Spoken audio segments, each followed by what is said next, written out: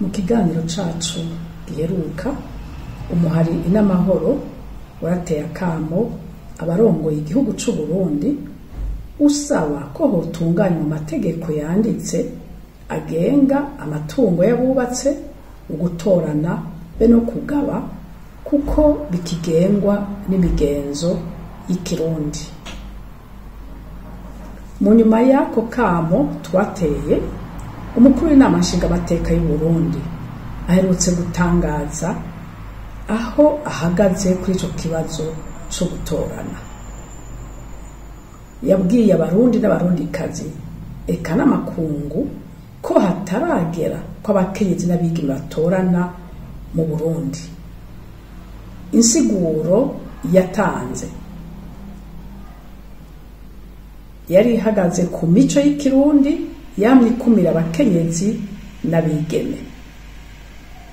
Ngo umukenyezi canke umwigeme atoranye vyohava bihungabanya umwumvikano mu muryango, ngo cane cane hagati y'abakobwa n'abahungu. Yarabandanije arasigura ko kubwiwe abo bose biyumvira ko umuco ugenda urahinduka kandi wamujana n'ibihe ari abagumutsi bagomba guhungabanya umutekano w'igihugu.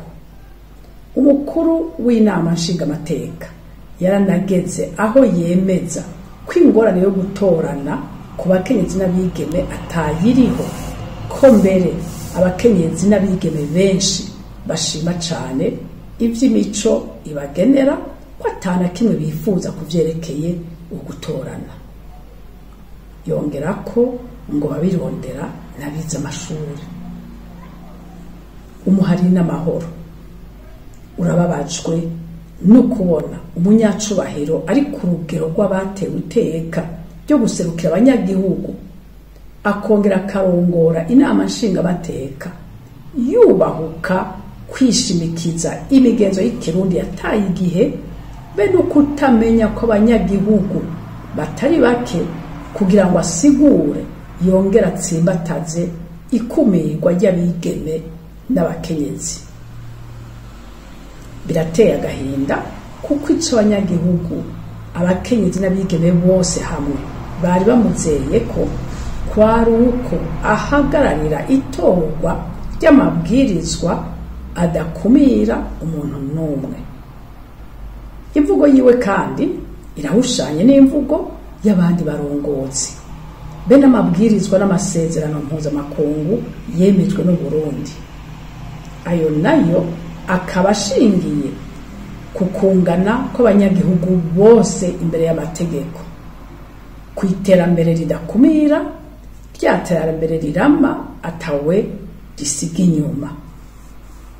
Nkako ibwirizwa shingiro ry'u Burundi n'ayandi masezerano mpuzamakungu yemejwe n'igihugu aremeza ko abarundi n'abarundikazi bangana mu mateka no mu cubahiro cabo, ko atavangurwa na rimwe rishoboka aho ryoturuka hose.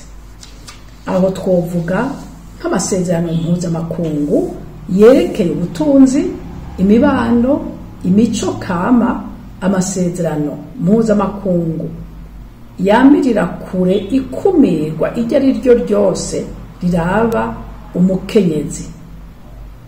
Tukavuga na ya ngingo y'igihumbi kimwe amajana 325 y'inama nkuru ijejwe umutekano y'ishirahamwe mpuzamakungu ONU. Ugutorana mu Burundi ni inzira imwe mu zihambaye zituma umuntu agira icagaba. Twibukanye kandi ko ubutunzi bw'u Burundi buhagaze cane cane ku burimyi, kandi ko abarimyi benshi ari abakenyezi. None vyogera gute ngo bakumirwe kandi ari bo bazana umwimbu mwinshi mu gukorera isi ndimwa? Kubona abakenyezi n'abigeme badatorana ni ikumirwa rituma abakenyezi n'abagabo batangana mu mateka yabo, kandi bigatuma imigenderanire y'abagabo n'abagore ihungabana mu ngo no mu gihugu. Kubona abakenyezi n'abigeme badafise uburenganzira bwo gutorana bituma bama mu bukene butagira uko bungana, mu nzara y'urutavanako no kwama bakengerwa.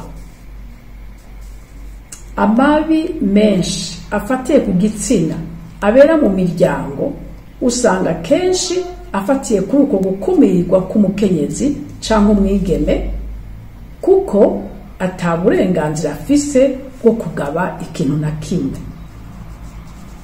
Umuhari n'amahoro urasubiye gusaba leta y'u Burundi ngo ishireho ibwirizwa rigenga amatungo y'abubatse, ugutorana be no kugaba kugira ishire mu ngiro amasezerano mpuzamakungu yemeje, yongere ironse abacamanza ibwirizwa bo kwishimikiza mu gutunganya amatati yerekeye ivyo bisata badasiba gushikirizwa.